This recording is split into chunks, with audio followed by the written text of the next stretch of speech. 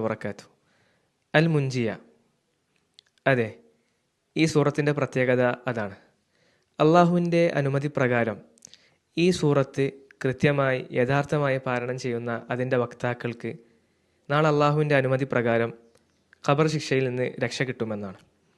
അതുപോലെ തന്നെ അള്ളാഹുവിൻ്റെ റസൂൽ സല്ലല്ലാഹു അലൈഹി വസല്ലമ നമുക്ക് പഠിപ്പിക്കുകയുണ്ടായി, സലാസൂന ആയത്തൻ ഫിൽ ഖുർആൻ ഷഫഅത്ത് ലി സാഹിബിഹ ഹത്ത ഗുഫിറ ലഹു.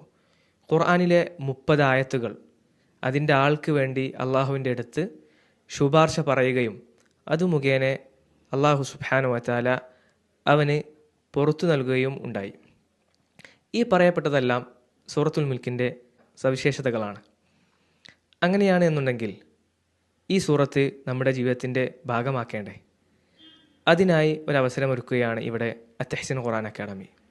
ഖാഫിലത്തുൽ ഖുർആൻ എന്ന റമദാൻ ക്യാമ്പയിൻ്റെ ഭാഗമായി പുരുഷന്മാർക്ക് ഇൻഷാ അള്ളാഹ് സൂറത്തുൽ മുൽക്ക് പൂർണ്ണമായും ഹിഫ്ള് ചെയ്യാനുള്ള ഒരവസരം ഇവിടെ ഒരുങ്ങുകയാണ്. നിങ്ങളെല്ലാവരും ഈ അവസരത്തെ കൃത്യമായി ഉപയോഗപ്പെടുത്തുമെന്ന് പ്രതീക്ഷിക്കുന്നു.